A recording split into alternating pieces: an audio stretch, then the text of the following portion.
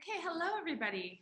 My name is Carolyn Young, and welcome to the webinar, Your Standards, Your Say. This is our first time doing a webinar with the Organic Council of Ontario, and I also wanted to acknowledge that the Canadian Organic Growers are the co-hosts on our webinars going forward. So just before we get started, I want to remind you, make sure you are on mute and that your video is closed. I can do that for you, but if I do it for you, then you won't be able to unmute yourself. So please make sure that there's no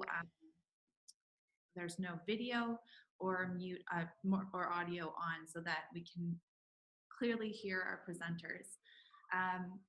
I also wanted to mention that we will have an question and answer period, and in that period we'll ask you to chat your questions, and we may call on you to actually speak. That's it's up to you if you're willing to do that. So if you send us a question, just say I'd like the microphone, and we'll allow you to speak, and that will be at the end of the webinar. So there is a little chat icon, that is a little bubble that you can use to send your questions in. And feel free to send your questions at any time. There'll be somebody monitoring that. Also, I wanted to let everybody know that we will be recording the call. Okay. So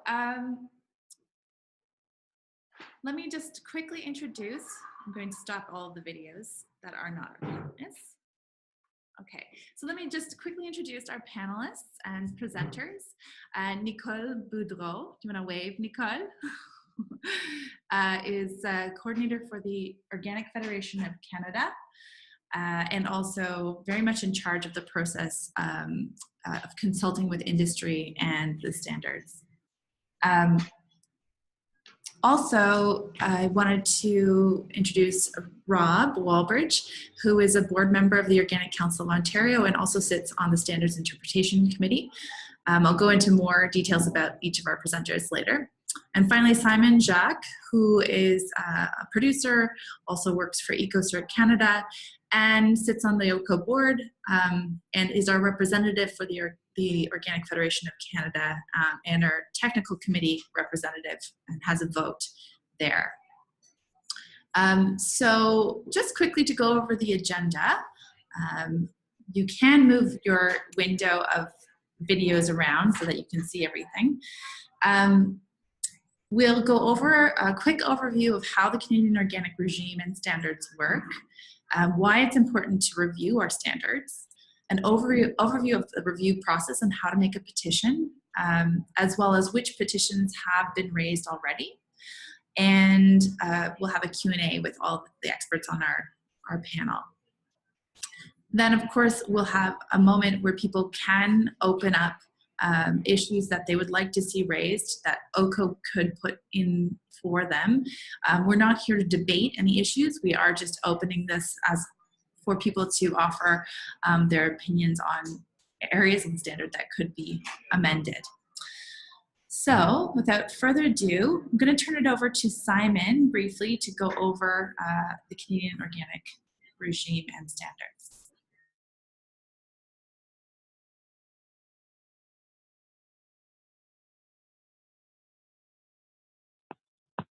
Can you hear me now? Yeah, okay. Hi, I'm Simon. I am the Ontario representative on the Organic Federation of Canada, a board member of both.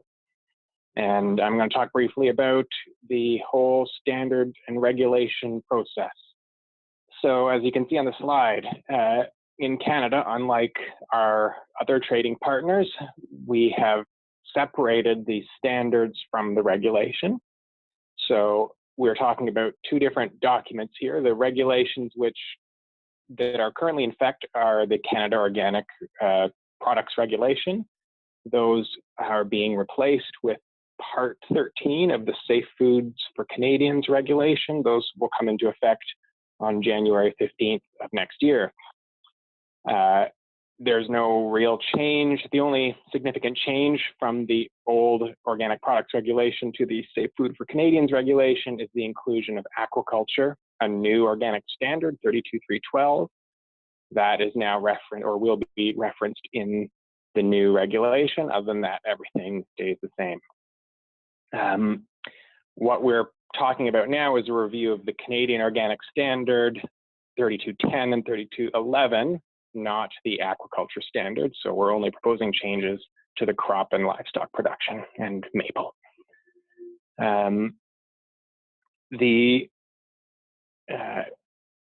I guess the benefit, one could say, of separating out the regulation from the standard is that the CFIA does not control what the organic standard says. The organic standards are created by us, the organic industry, and it's a democratic process.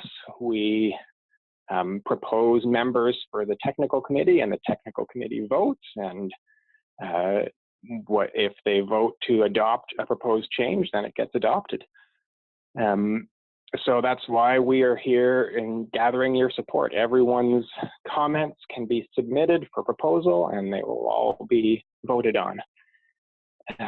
So currently, the regulations consist of basically a very simple document that says any product marketed as organic in Canada shall be certified to the Canadian Organic Standard. And there's input from the Standards Interpretation Committee. This slide kind of shows it as really top down, but anybody can ask a question to the Standards Interpretation Committee, an operator, a certifying body, a CVB, they can all send questions to the Standards Interpretation Committee, and their answers are distributed simultaneously to everybody through the Organic Federation of Canada website. So what we're proposing to do here is update the Canadian Organic Standard. It's a process that's administered by the Canadian General Standards Board. Canadian General Standards Board is a Crown corporation. While they technically own the copyright on the organic standard, they don't control what the standard says. They only administer the process by which we update it. Okay, I think that's it for that slide.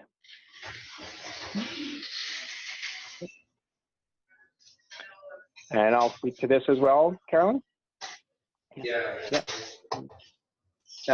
So again, like I said, the Canadian Organic Standard is referenced by the regulation.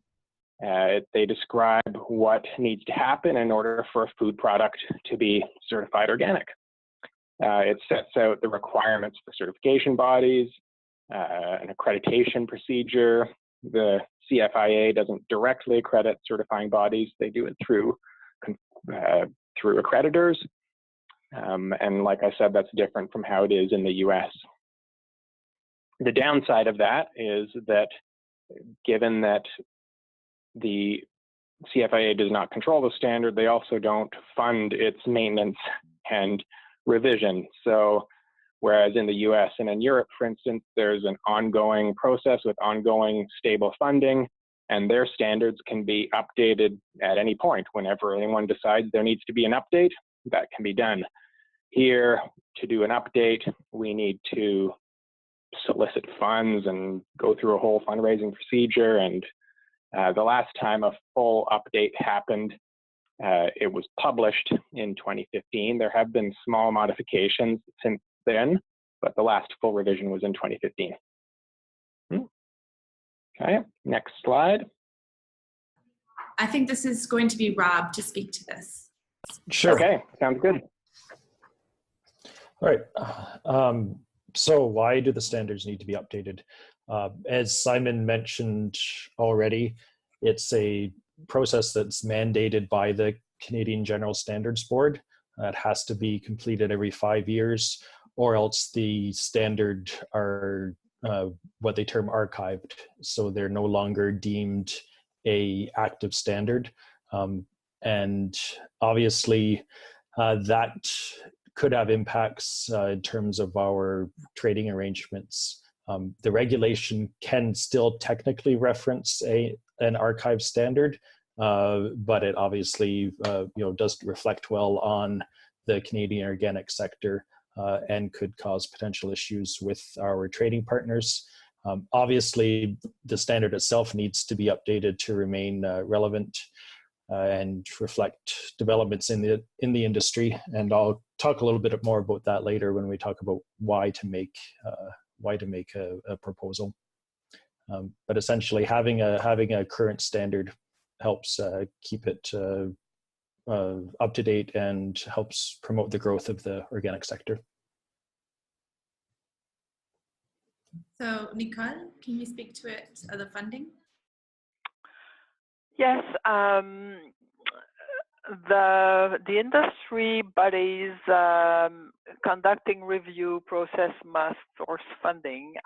So as Simon and Rob explained, because the standard, the content of the standard is under the responsibility of the industry. So far, the Canadian government has required or requested that the industry would source funding to conduct a review of the organic standard. So there are two, just before we go on, there are really two main steps in the review, in the process of the review. The first step of the review is the step of the industry consultations. When we launch a review, we first consult the sector, the stakeholders, and the producers or operators. We ask them what is unclear, what needs to be clarified. Are there new practices or new techniques that you would have to see in the organic standard that are always complying with organic principles for sure? But so this first phase of the review is what we call the industry consultation. And so we call for petitions, as we will explain later, and then we create working groups. Each working group, we create a crop working group, a livestock working group, a maple working group, a sprout working group, because agriculture is so large. And these working groups will analyze all the petitions that are submitted and will make recommendations. So you can see how this is important, and these recommendations will go up to be analyzed by the committee, the voting members of the Committee on Organic Agriculture.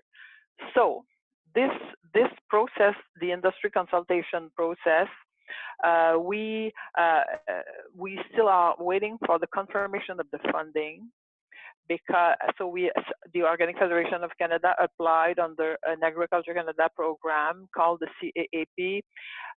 We have a good application of $400,000 because we need money to manage the process, to pay the conveners of the working groups, to look for expertise, make research, and prepare all the recommendations that will be presented at the technical committee, at the committee on organic agriculture.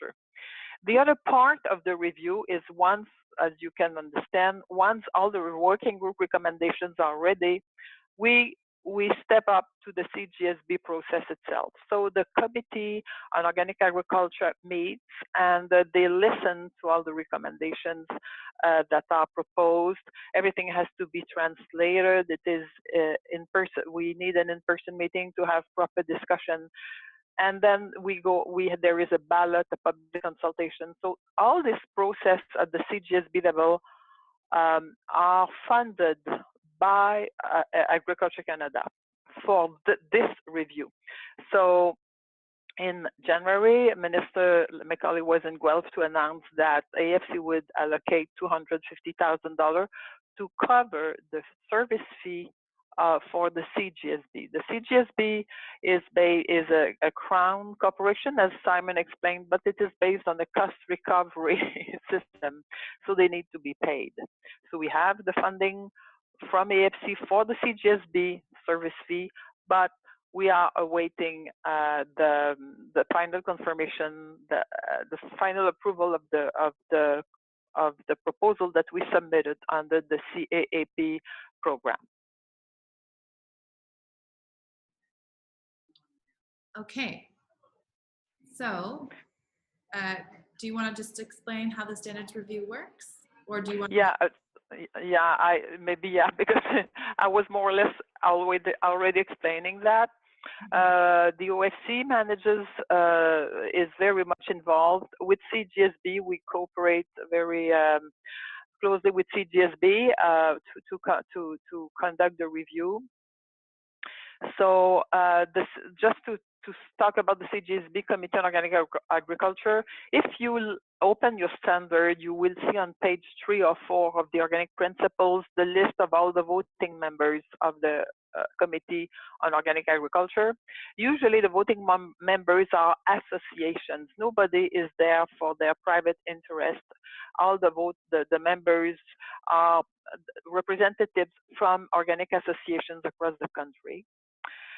And then, as I said, we are currently accepting proposals for modifications. And then this will be reviewed by the working groups who will make the recommendations. And then, as I explained previously, the CGSB committee will vote and distribute the revised draft for public comment. So all this work has to be completed in November 2020. We are still in 2018, but this process is long because it has to be transparent. It is based on consultation. So it's the reason why we are very active now in this in the review process. So Rob, can you explain why people might make a proposal? Yeah. So there are several reasons why we basically need to go back and revisit the standard every 5 years. Often, as farmers and processors are using the standard, and as certification bodies and inspectors are attempting to apply the standard, there are ambiguities of meaning or conflicting information that comes up. Those types of questions are often referred to the Standards Interpretation Committee to try and tease out the original intent of the standard, but there still remain issues that need to be addressed by the Technical Committee during the review process. So that comes up often with conflicts between things that are stated in the permitted substances list and then what appears in the actual management standards. That's one of the most common sources of ambiguities. Obviously, agriculture evolves over time as well, and so we see new technologies and new tools come into play that that weren't a factor back in 2015. So we're talking about things like vertical farming or growth chambers that rely solely on artificial light. Even things as simple as the Japanese paper pot transplanter, they raise issues of, well, are they permitted or not? There are sometimes discrepancies that come up between the Canadian and the USDA or EU standards as well that need to be addressed during the process. And there are ongoing issues that the industry grapples with. Parallel production is a great example of that sort of issue that we've grappled with that during every review process. And again, as the industry evolves, we need to revisit those concerns. And then finally, over the past year, the Organic Product Regulation was folded into the new Safe Food for Canadians Act. And so that changes some of the references and cross-references between different regulations. And so the standard needs to address things like that as well. And so obviously aquaponics and aquaculture are big factors there. I think that's what covers it.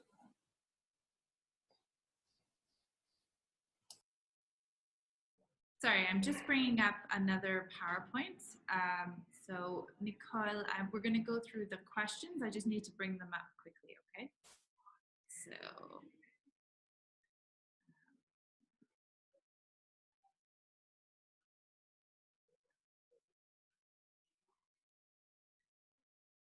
Okay.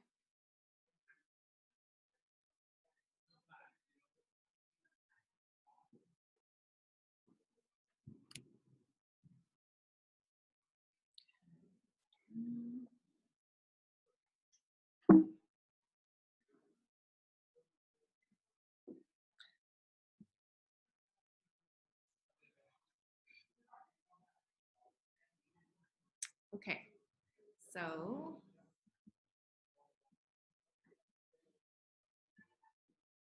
here's the form, and maybe I'll just bring it to the first slide. So this is obviously your contact information. The next section, do you want to just explain this briefly, what this means, Rob or Nicole? Yeah, if I may. So it is very simple. The form, you have to use a form because, you know, when so many people are submitting petitions, if we don't have a form, that will be hard to compile everything. So the first section, as you saw before, is just the contact people, your contact, because sometimes when you fill a form, though it is well prepared, sometimes we go back to you to ask you more information or more clarification, because we really want to address your proposal in the best manner. So now what you see on the screen is okay, the standard section number that you want to modify, and then you see the description of the issue, background information and references. So you simply explain why this clause, this existing clause, or a new clause that you would propose. What is the issue that it is helping, and what is the background information and references? Because when you present an issue, you will be a lot more successful if you present background information and references. We do extra research and we look for extra background information when we receive petitions because sometimes we need to do that, but it's very great if your basic petition has credible information. Next page, please. And then the proposed change. This is sometimes challenging. We like it very much when you take the clause as it is in the 2015 version of the standard, and when you write what the clause, how the clause would be worded. So it's the reason why we write include proposed wording. How should it be written, or what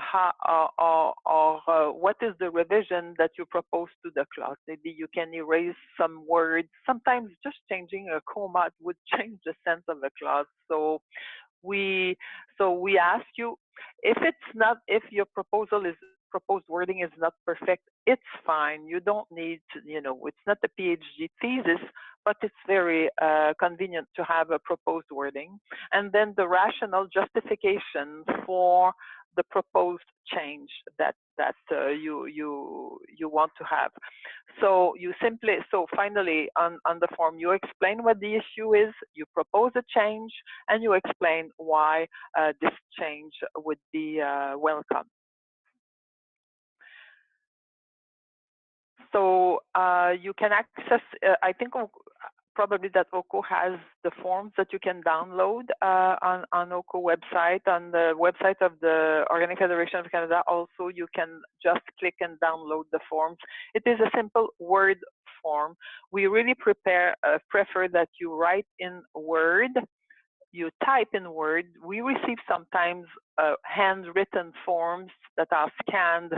It's more difficult for us to copy paste and to work with it. So the Word is perfect. No PDF. You don't need to save it on the PDF. We will respect your form. We won't change your petition, and because it's easier for us to manage documents.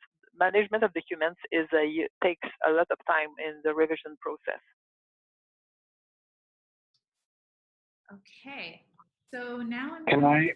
Go ahead. Sorry, Carolyn, can I just give like a specific example of what Nicole's talking about there? Sure. So, for instance, if you go back to the previous slide, right, so let's say you'd like to propose that parallel production be allowed. What they would love to see would be cut and paste right into proposed change the existing section of the standard that prohibits parallel production, and then below it, your exact proposal of how you would change the standard. So it could even be just delete this section altogether, or if you'd like to keep the existing section of the standard and just change the wording, put that in there with your proposals. I think that would be the easiest for the committee to grapple with. Okay, so now I'm just gonna pull up for Nicole, actually just before, so we will be sending a follow-up email to everybody with all of the links to the forms, as well as any thoughts on that you would like OCO to be thinking about as well. The Organic Council, we can't actually propose all of the amendments that people come to us with, but if there is a strong consensus on one side or the other that OCO would like to be able to offer feedback and input to the committee. So we'll send those forms around for sure, and we also will be reminding people about a few things in that email. So one of the things that I just wanted to remind people that is, we have a Representative Simon on our board, and so we see it as our role to engage Ontario stakeholders in this process. For those people who don't have the time or the resources to put in their own petition, while we might not put in a petition for everything by the end of July, we do want to hear from people, and we want to keep the issues that you're having with the certification process on our radar, so that even if it's not through the standards process, that we can always be working to continuously improve the organic certification process. It's part of our role. And we do have on our website a specific contact form about standard related issues. Carolina, I would add that when you write you don't have to go through an association to submit a petition. I think OCO is offering a great help, but we welcome petitions from everyone. Should it be a big, huge marketing board or a simple producer? Also, about confidentiality, when the working groups are meeting to analyze the petitions, they see who you are, but it stops there. When we prepare the recommendation up to the voting members of the Committee on Organic Agriculture, we don't see your name or your identity. Okay, that's really good to know. Thank you. Just before we get into a little bit more of the details, so Nicole's going to share with you some of the petitions that OFC has received so far. But before we go into that, I wanted to remind people that while the standards are very, very important, in Ontario, they still are not regulated. So the standards that, the organic standards obviously are regulated by the Organic Products Regulations, which are under the Agricultural Products Act. I believe it's a national act, and that act only refers to products that are traded between provinces or cross borders internationally. So and any product that uses the Canada Organic logo also is regulated by those regulations. However, the use of the word organic in Ontario, it's completely voluntary that operators have to certify. And this is an ongoing problem that the Organic Council has been advocating on. So we've been, we do invite all of you who are interested in potentially attending the Queen's Park Day we're holding on September 11th in Toronto at Queen's Park. If you'd like to know more about it, we'll be sending a link to that. Okay. So what types of proposals have been received so far? So just bear with me for one moment and I'll bring up the PDF.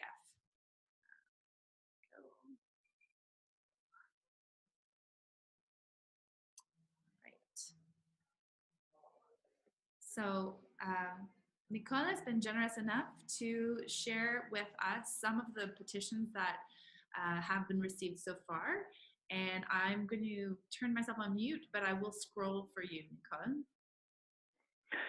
Yeah, so it is a brief list. So far we have around 65 petitions. You'll see some of them.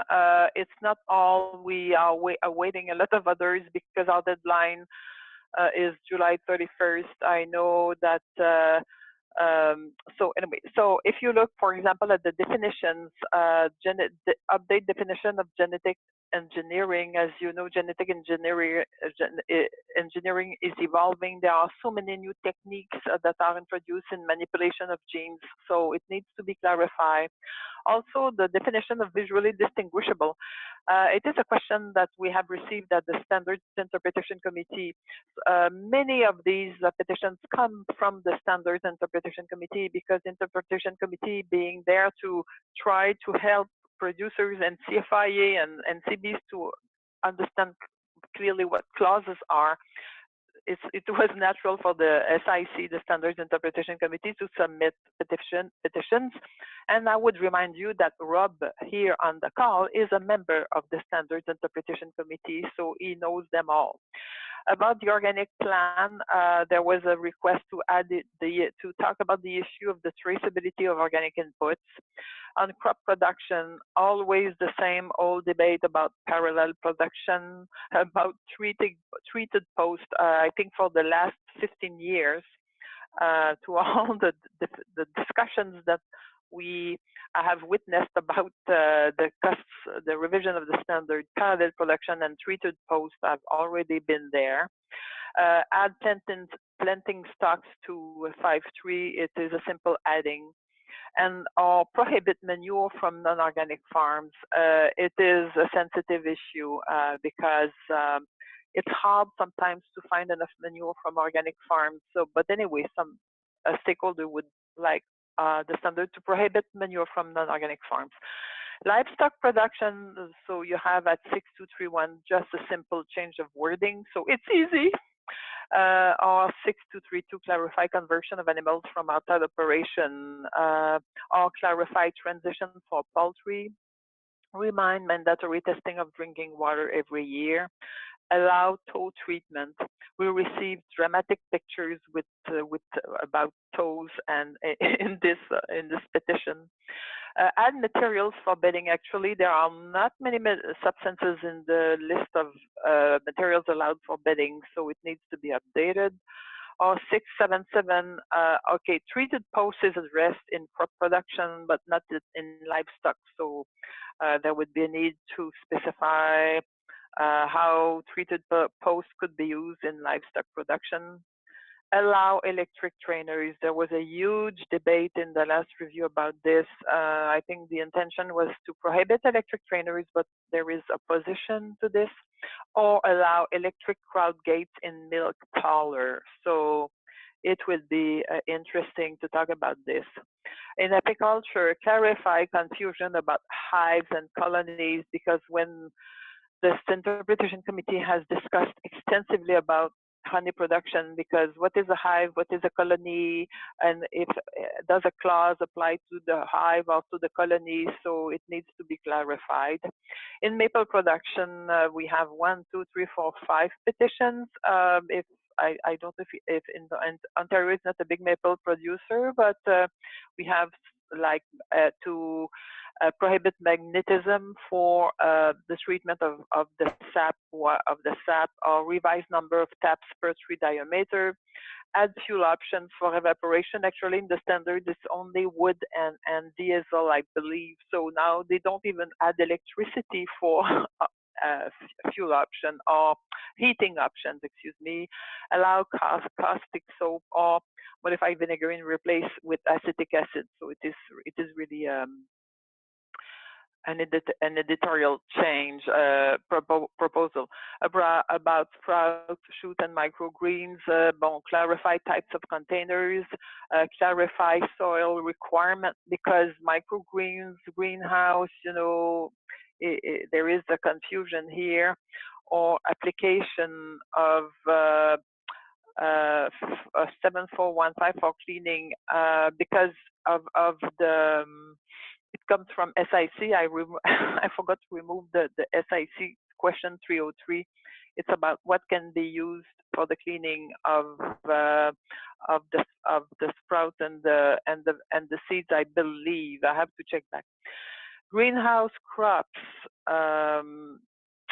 Modify title to include. Whoop, there is a mistake here. Containerized crops. allow hydroponics. It is back because now we have aquaponics that is allowed under organic production systems in the aquaculture standard, and because agriculture standard prohibits hydroponics, it will be a big discussion. And then allow artificial, another English mistake, sorry, allow artificial lighting as only source of light in indoor greenhouse. As Rob was mentioning, it is about vertical farming and growth chambers. But actually, you cannot just have artificial lighting as your source of light in greenhouses. About wild crops, well, isolation of wild crops, it needs to be more clearer. Now we have another list of petitions with permitted substances list, such as if blood meal, there was a lot of questions about how it is sterilized, and so there is a proposal to just require commercial sources because the sterilization process is more guaranteed, if I would say. Or speak about calcium, repeated application of I don't see it all. Repeated application of any form of calcium increasing the soil content is not acceptable. Have precisions about compost feedstocks, about documentation that is required when it for any feedstocks. The mine minerals unprocessed and potassium, there was big debates about the ion exchange process in the manufacturing of these. So it is back to the table. Then zinc, add use of zinc carbonate to the list of the zinc substances. Crop production aids and materials to allow D-limonene. It comes from lemon, I believe. Mulches, add other potential submaterials for the composition of mulches. Surfactants, remove soap from the annotation because soap finally would be strictly synthetic. We will discuss about that. Lignin sulfonates, add sodium lignin. Seed cleaning and sanitation, there is confusion about what substances can be used for seed cleaning and sanitation. Table 5.2, feed additives and feed supplements. Harmonize additives, additives for feed with allowed additives for humans. It is interesting because it is more restrictive. Additives for feed, there are more restrictions on additives for feed than there are for additives for humans. Diatomaceous earth, allow diatomaceous earth to diet, add diatomaceous earth to diet, and hair silage preservation products, add sodium hydroxide as preservation product. Table 5.3, amino acids, allow, excuse me for English, I typed this very rapidly yesterday, synthetic lysine, that will be a tough discussion. To allow synthetic lysine for poultry and pork. Citric acid that would be used as a production aid to reduce odors, or propionic, formic, and acetic acids allowed as pH regulators. If non-synthetic is not available, where were we? Yeah, and a few others such as glycol ether PM, add as formulant for products used for food bath. Lanolin, add lanolin as ointment. Sodium polyacrylate for hygiene powder, to add this for hygiene powder. And plant oils, allow synthetic thyme oil for food bath. There will be it's not there, but the definition of synthetic, non-synthetic will be very scrutinized and revised because it lacks clarity for now. Now, table 6.4, 6.5, 7.3, 7.4, it is about ingredients, processing aids, so it ends the list. Which one? Table 4. If you go at table 4, for egg cleaning, we had the difficult discussion at the SIC about that because the industry would like to use substances or 7.4 for egg cleaning. So big discussions to have. So it is a short list, not including everything.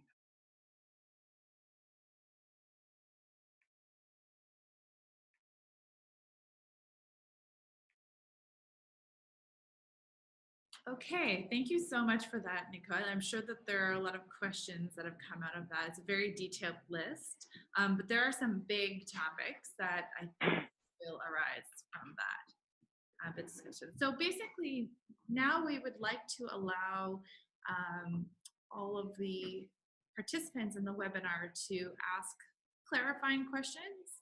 So specifically, we'd like to hear if you have any questions about the process of submitting a petition and how decisions will be made. And furthermore, we will take any questions that people have about the standards and the standards review process and potential areas that they would like to see addressed. But we don't want to get into too many debates. So please use a filter when you want to make a comment or a question, that we will have further discussion on more contentious topics at a later time. So just to mention before we get into the question and answers, OCO is hoping to host a whole series of webinars where we can discuss some of these more contentious topics. And we would be inviting panelists from the industry to provide their viewpoints. So some of the topics we're talking about hosting webinars are on our this issue of aquaponics and hydroponics, especially since the new aquaculture standard includes aquaponics. What does that mean for our organic standards now? The issue of parallel production and transition, just trying to give people a little bit more context for why this comes up as an issue within the standards. While inputs is, it did come up as an issue that was mentioned in your list a little bit. We know that there is an issue in general with inputs being approved, and we might bring this up in the context of the standards review, although it may not be addressed in the standards review per se. Again, same thing with small scale certification. Is there a way for this to be addressed in the standards? That's questionable, but it is a good time to talk about it. Greenhouse and container grown, we want to talk about livestock, access to outdoors and feeds. Lysine was one of them, for example. And then we also were considering tackling some expansion of scope questions. So as many of you know, the Canadian Organic Standards only deal in feed and food, but not necessarily textiles, body care, home cleaning supplies, cannabis, Christmas trees, all of those things. So we did want to address some of those questions in these webinars as well. If you are interested in suggesting a webinar topic or potentially sponsoring a webinar so that we can make sure that we have the cash flow and capacity to make it happen, I would love to chat with you some more. So. Caroline, I would also add something. If when you saw the list of all the petitions, join a working group. If you want to have your say, you can send an email to Caroline or to info@Organic Federation of Canada.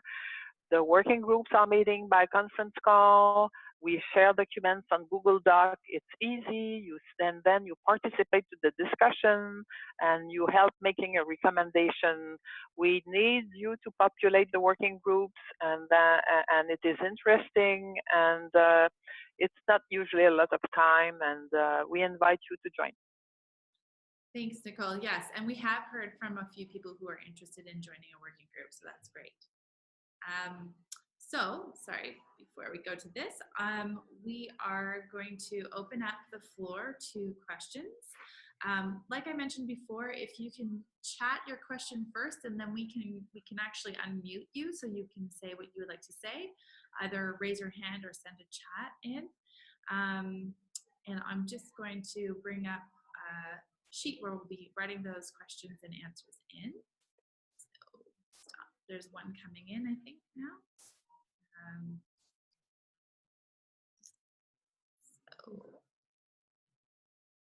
Sorry. No, I can see it, but I will, hold on, sorry. So here we go. We have some of the questions that are coming up. So I think this is from Ruth. Ruth, would you like me to, I'm going to give you the ability to speak.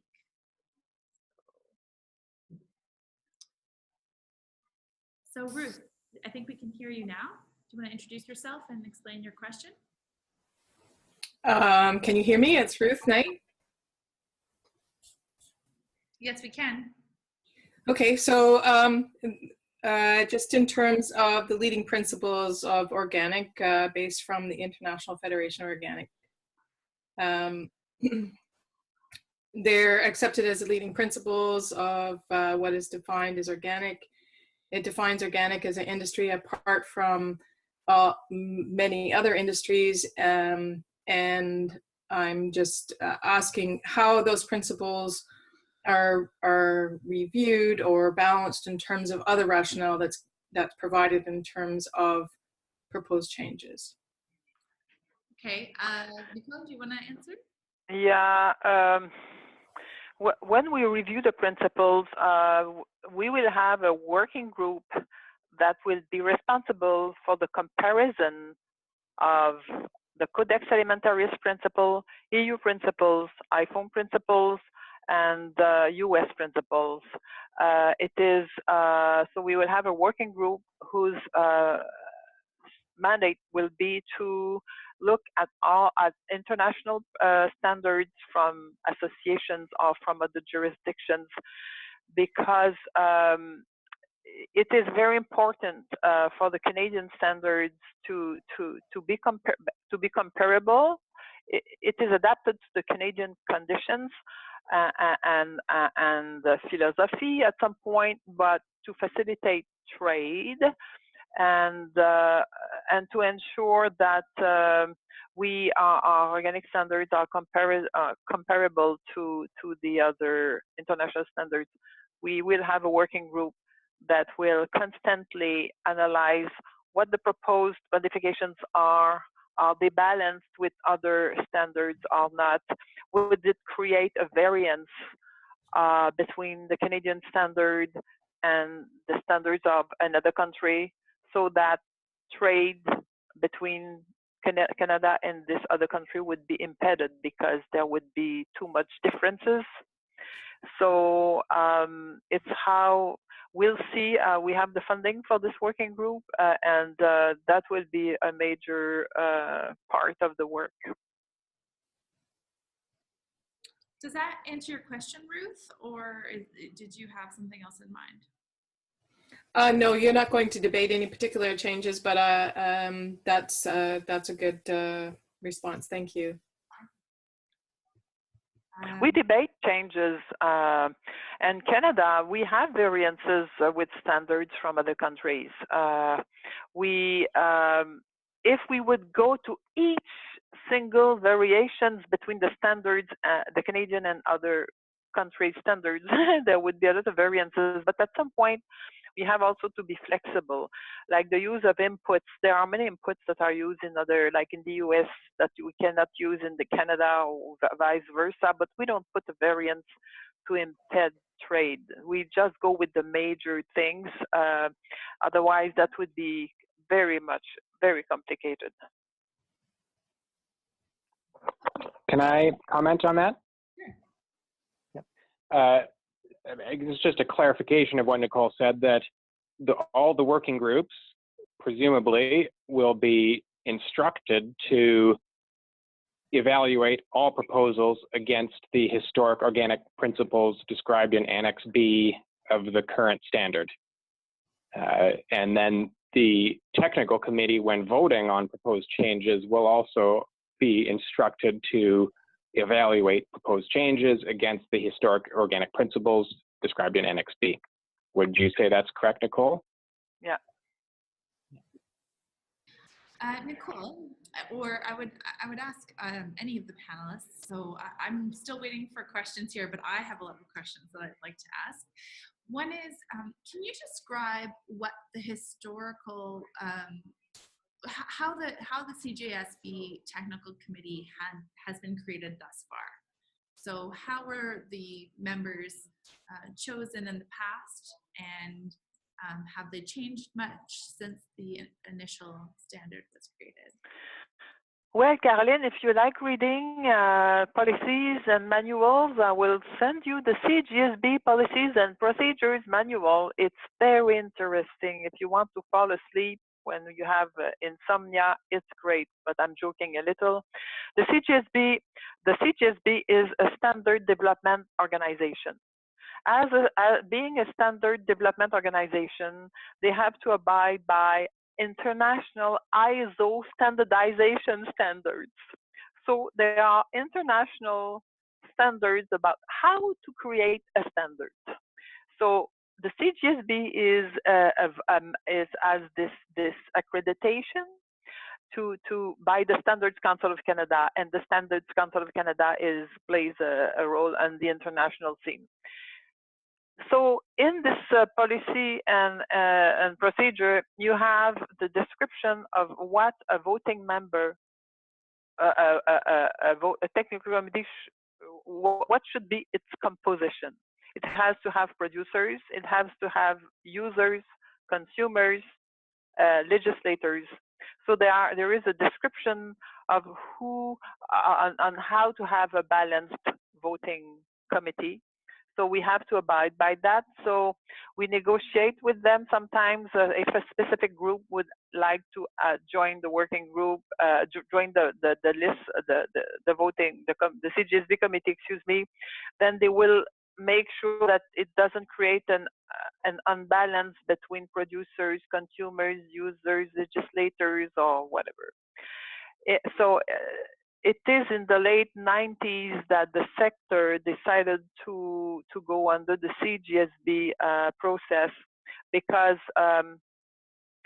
if you want your standard to be referenced by law, to be credible, to be a national standard, the organic standard is called a national standard because it is reviewed under international standardization policy systems. And so this was a decision. I think the sector was not so well aware of. In the late 90s, it was new, and it's normal. What would be the consequences of working with CJSB?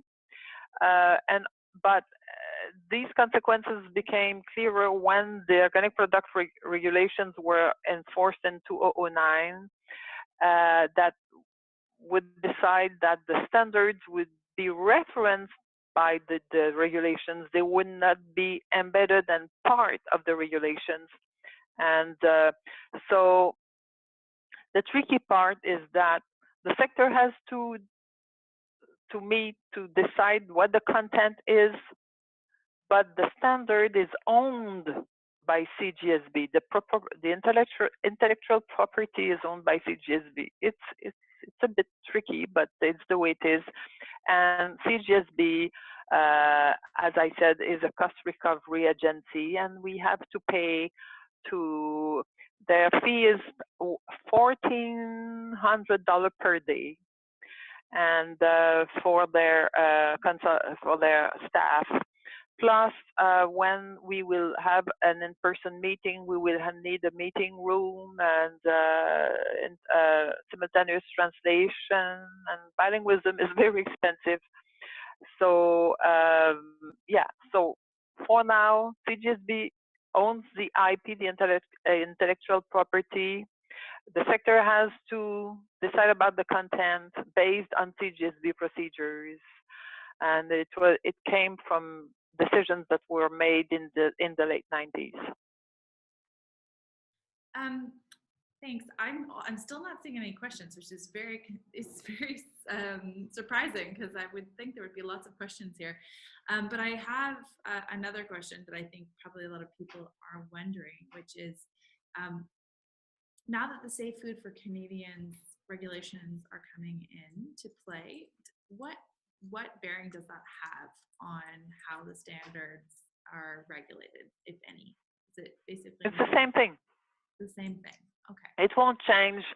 If the Canadian Organic Standards will remain national standards, if they are not, if we don't want the standards to be archived, as Rob explained, it's the same process. The standards maintenance is on the CGSB. The standards are referenced by the Safe Food for Regulations, the Safe Food for Canadians regulations, excuse me. It's the same thing about the standard maintenance. So, okay, I have two other questions. Since I'm not hearing from anybody else, I'll just ask them. And yeah, feel free, anyone who's participating, to let us know if you have a question or you have a comment that you'd like to make. One question is, there are lots of questions that we get, at least at the Organic Council of Ontario, about the certification system. So for example, the other day, I heard from somebody who I think is on this call about the fact that certificates don't expire.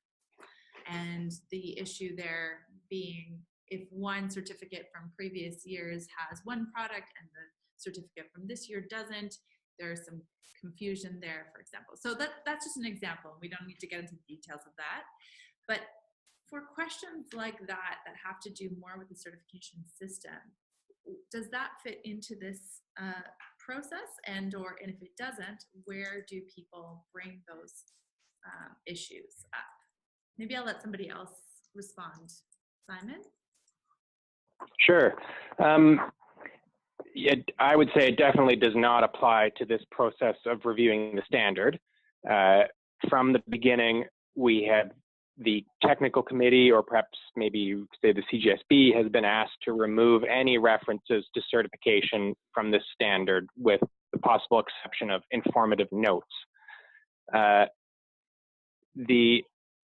So it doesn't apply here. I would say if people have concerns about how the standard is enforced and like the nature of certificates, whether they expire or not, those concerns should be brought directly to the CFIA, because they would be addressed through changes to the CFIA's operating manual, where the CFIA produces a manual that they distribute to the certification bodies, and that they can update that manual at any time, so they can change. In fact, that brings up some, if I want to go back to your last question about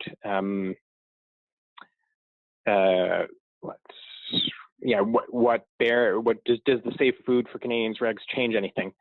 I was at a conference last weekend, and someone was talking about the Safe Food for Canadians regulations, and one of the changes he said that this regulation brings forward, not specifically for organics, but in general, is an increased focus or emphasis on risk-based inspections, and which he saw as a significant change. So, for instance, when in cases where the CFIA is responsible for inspecting and enforcing aspects of the regulation, they're moving towards more of a risk-based assessment. So they will do a risk analysis of all of their potential operators, and the frequency of inspections, for instance, or the nature of their inspections will change depending on their assessment of risk.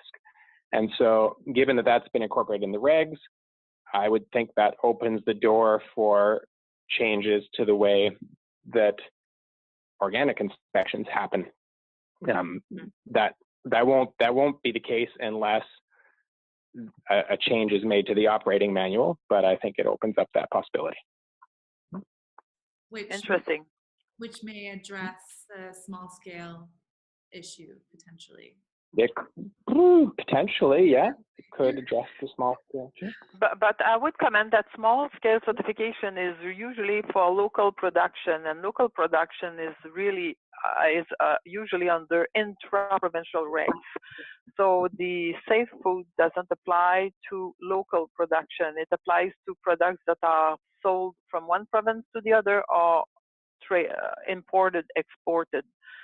So small scale is more about if Ontario someday gets an internal organic regulation. Right, and actually we've been doing quite a bit of research on the options as a result. So if we do have a webinar on this issue, we hope to, we will be sharing our results on that. We had a survey this past year. We'll be sharing those soon with our members, but also hopefully in a webinar about that. Yeah, in the last review, there was a working group with small scale. I can send you, it was run by, what was his name? I don't remember. A Guelph farmer from Guelph. What Tony? was he? Huh? Tony McQuail? I don't remember his name. Anyway, he produced a report. I can share with you the report I'm pretty sure. from this working group. There's another question here from our staff and interns at OCO. We're just doing all the questioning. The participants aren't bringing up any questions, but I think it's a fair question to ask. And you and I have had this conversation already, but it's about the expansion of scope. So there is a question here about if expanding the scope of the Canadian Organic Standards, for example, including body care or cannabis in the standard, is not part of the process of reviewing the standard, how does it get changed? How do we expand the scope if that's something that we want to do? The scope would be changed by CFIA, not by the standard.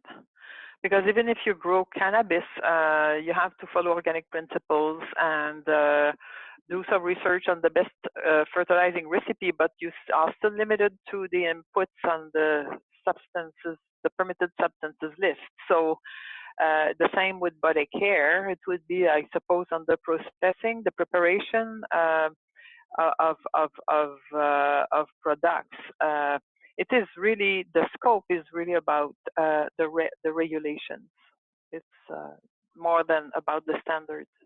So let's say, because this probably will arise actually in the coming years, that a marijuana or cannabis producer claims that their product is organic and that they're following the organic principles.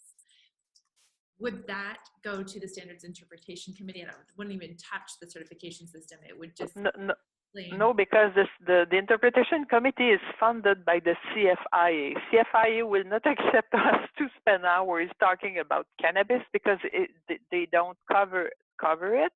But as Simon already said yesterday, I believe in a conversation, there could be a voluntary certification. So for example, EcoCert could decide to certify it under a private label organic cannabis. Like it's actually the case with organic aquaculture products. Yeah.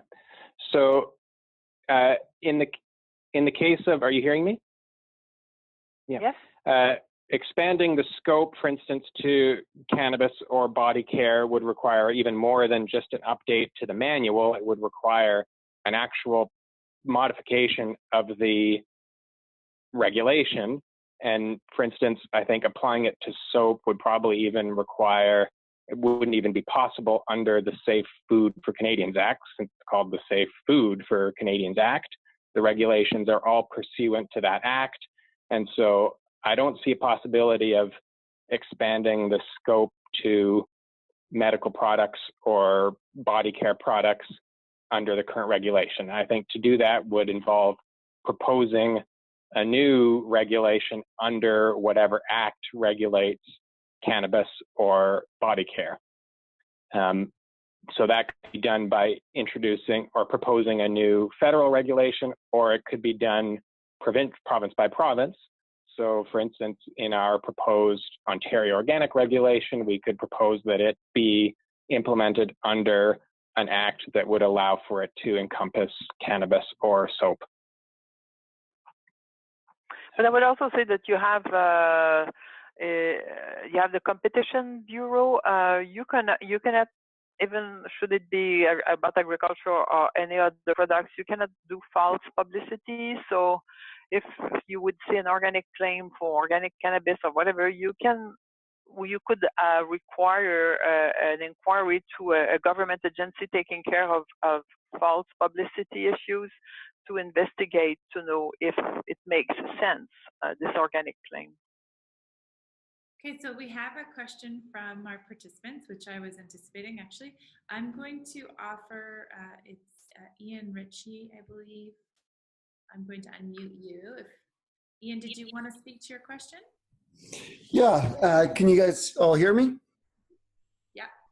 All right, perfect. No, this, and I don't want to get into debate here because that's not the point of it. But we have our own beliefs on what the organic standard is moving forward, and there are a number of proposed amendments, specifically hydroponic, which goes contrary to what we believe in. And so I'm just wondering how we get more involved in the process and more engaged to make sure our voice is heard and acknowledged at the same time. Because in this instance, for example, we don't believe and agree with it.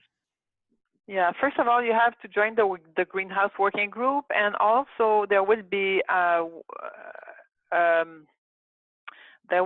once the review will be launched, CGSB will circulate a revised a proposed new draft, and that will be submitted to public consultation. So, and then anybody will be able to issue to comment. But the working group is the first place, and then the public consultation that will be led by CGSB about these changes. The OFC was very much opposed to introduction of aquaponics for terrestrial plants. We thought until until the publication of the Safe Food Act that CFIA would not allow terrestrial plants grown in aquaponic systems labeled as organic. But finally, CFIA, I suppose there was a strong lobby. They are now accepting that, for example, if you buy lettuce, it could be lettuce grown under aquaponic system can be labeled as organic. So probably that the agriculture sector will have to decide if we maintain a prohibition of hydroponics. Do we put a clause inside the agriculture standard that aquaponics would be eligible? And also about aquaponics, for many people it is just hydroponics with fishes swimming under. But now we are trying to push as to have, if an operator pretends that he sells aquaponic lettuce, that he also sells organic fish. Because what is aquaponics? If you can decide to have salad growing or lettuce, whatever, growing on the surface of the water, but have some fishes swimming under, and you would call it aquaponics, it would be hydroponics. Because in aquaponics, it's really the feces from the fishes that are the main fertilizing ingredient for the vegetables. So it will raise a lot of discussions. But for now, we are imposed aquaponics, terrestrial plants grown in aquaponic systems. We are imposed that by CFIA and the Safe Food Act. So we have to deal with this. And so just as a follow-up question so that people understand, currently we have basically the Safe Food for Canadians regulations, getting a clause has made it so that both the aquaculture standard and the organic standard are legitimately regulated underneath that. And if there is contradiction between those two standards, they have written a page that says that the aquaculture standard, which includes aquaponics underneath it, and that those plants grown in aquaponic systems can be called organic, that's okay. So there's contradiction between those two standards. Can you just help us understand if there is a difference between, if there's variance between two standards, can that be amended later on, or is it simply like who makes the final decision on that? And it can always be amended. Yeah. If CFIA, if there is, the aquaculture standard has to be revised every 5 years, as the agriculture standard is. But so at some point, if there is confusion, nobody's happy, or maybe that the aquaculture technical committee will decide that aquaponic systems are only good for aquatic plants, not terrestrial plants. But I know the guys. I know they are very active. They have pushed very, very hard. I would be surprised if they would withdraw this. On the other hand, I don't think personally that we will be flooded with a lot of aquaponic lettuce or broccoli. It is a very complicated production system. It is not easy to do. And as I said, we will insist on verifying that what vegetables, aquaponic vegetables are really, when there is aquaponic vegetables, there is organic fish behind. It's not just a facade. It's not just an illusion. So, and we were surprised because CFIU will have to manage this. Right. Yeah. Can I comment on this? Yes. Nicole, is it your understanding that the Standards Interpretation Committee will be answering interpretation questions about the aquaculture standard? Not yet. We have not received that mandate so far. Is there a proposal to have a separate Standards Interpretation Committee for the aquaculture standard? It was discussed by the time by DFO. I don't know yet what they will do. If they will maintain a separate, there will surely be an interpretation committee at some point, but it is not enforced for now. So it will happen after January 2019, I believe. If there are many questions and CFIE is confused, because the reason why we have an interpretation committee is that there are no organic expertise inside CFIE, and they don't want to develop it. So, because they have to oversee the CVBs and the CBs, and they have to arbitrate, to be referees in problems between CVBs, CBs, and operators, they pay us to manage the Standards Interpretation Committee.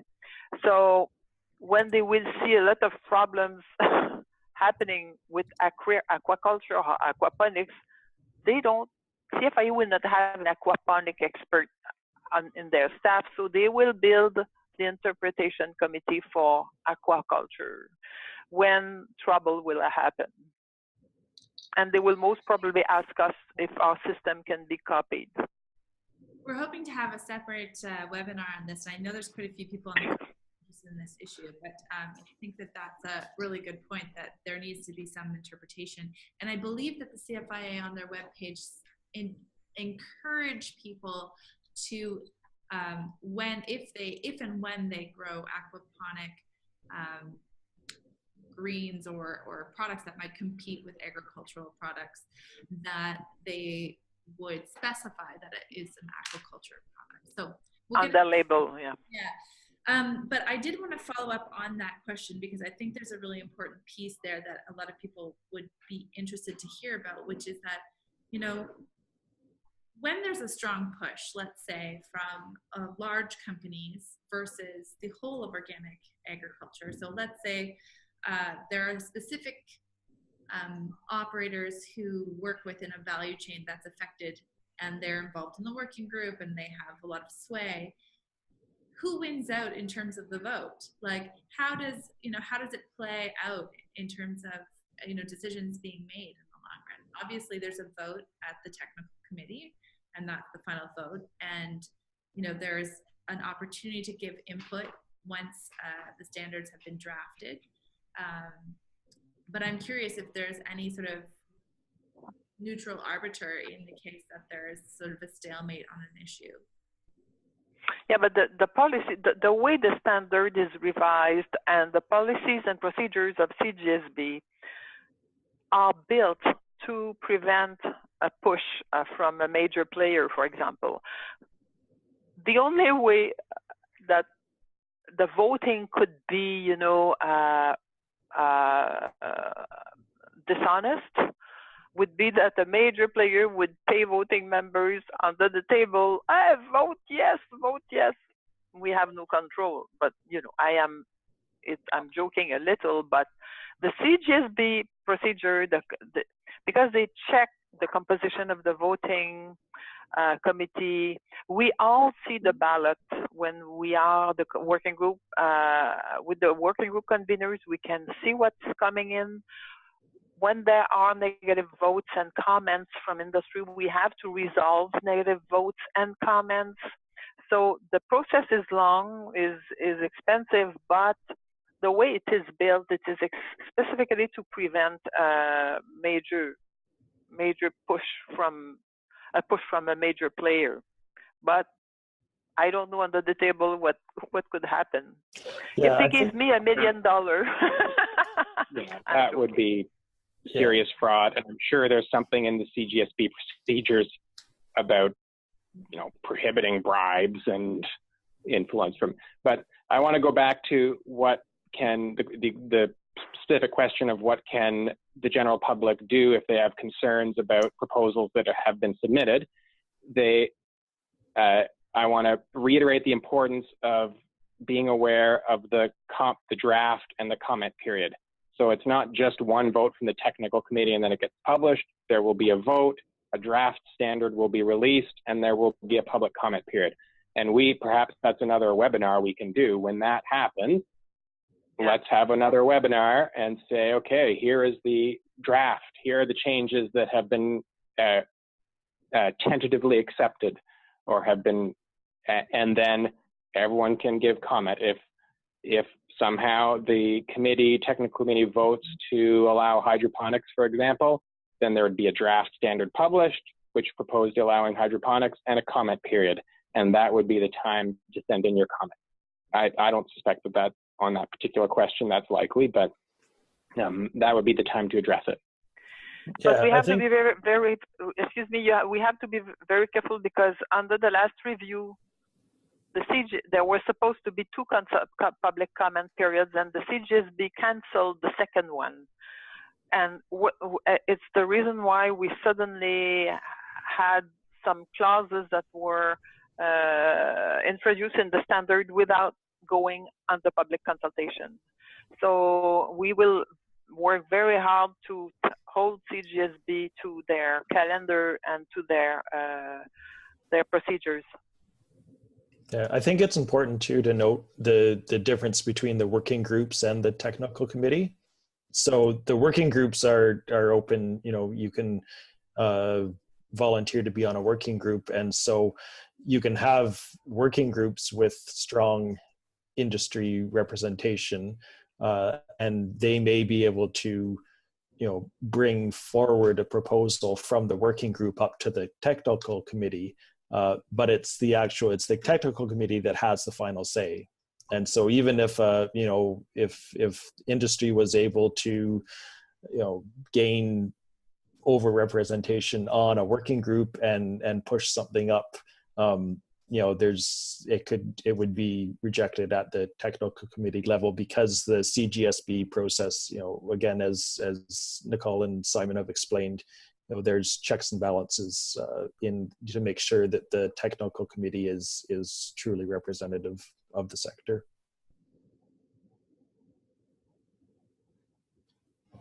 Okay, great. Well, I think that we've covered fairly thoroughly some of the different angles, unless I do have another question here. Is there a common template that the working groups and technical committee use to evaluate the proposed changes? Yes. Okay.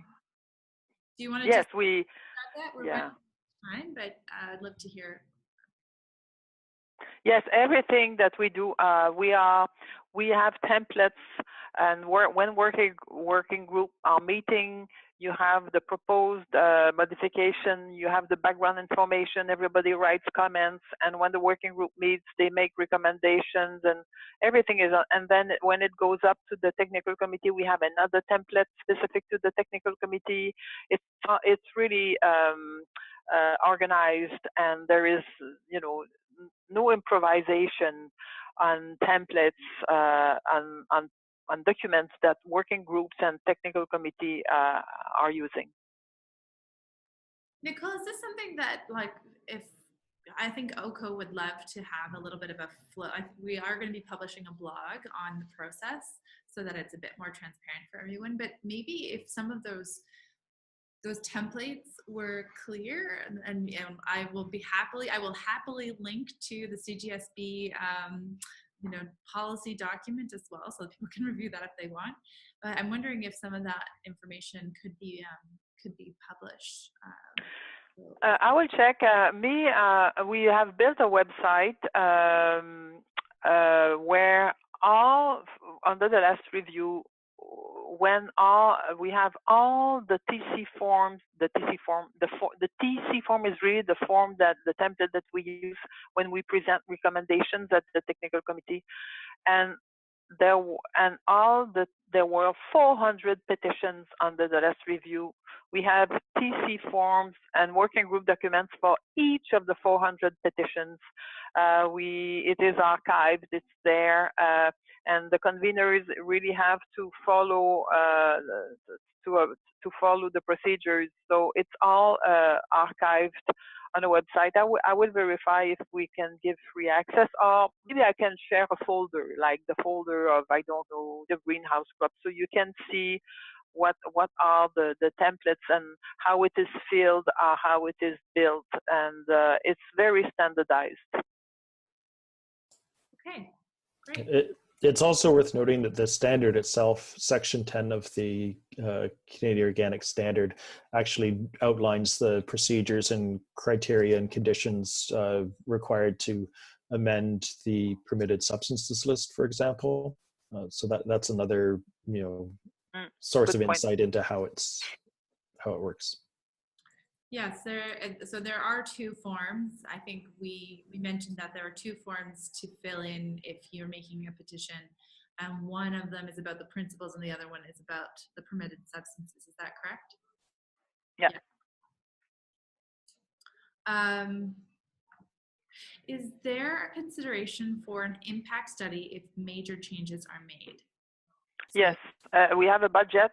We call it research or technical expertise or technical support. Oh yes, we need that. But thing is that we are still waiting for the final approval. So we pay consultants to do study impacts on certain petitions that are quite challenging and that could have a major impact. But so we hope to have confirmation of the budget very soon, because to do research, it takes time. Takes more than a couple of days. So as soon as we have confirmation of the budget, there are already 5 or 6 points that we want to have expertise and consultation done on the impact that it would have. Great. So with that, we're at 1:52. Unless there are any more burning questions, I'd like to thank our panelists and this comment here to thank you for your hard work. And we wouldn't, organic is a lot of it is about the principles and the ethics, and sometimes people feel a little bit like, why does it have to be so bureaucratic and so technical? But without that expertise, we wouldn't have a standard and we wouldn't know what organic meant. And I think the devil's in the details, and it's important to have people like yourselves who know the details. Certainly we rely on you a lot and we get questions all the time. So just to go back quickly to our final points on the presentation. We will be sharing, certainly with the panelists and the participants, we will be sharing the recording, so you can go back to that in the notes. And we may make it public depending on our how everything is recorded and how our panelists feel about it. Certainly we're hoping to make as much transparency around the process as possible. So one more reminder that if you do want to make a petition, the deadline is July 31st. But again, this is just the first stage. It is important to get it in by that timeline to help to decide on the working groups. But OCO will be trying to continually engage with the sector and with our members to make sure that your frustrations or your opinions are shared all the way through the process, your rationale. So again, I'd like to thank you all, Simon, Nicole, and Rob, for participating. Thanks to our staff behind the scenes for helping out, Cecilia especially for putting together the presentation. And if you liked this webinar and you want to get more involved, please consider becoming an OCO member or a member of the Canadian Organic Growers.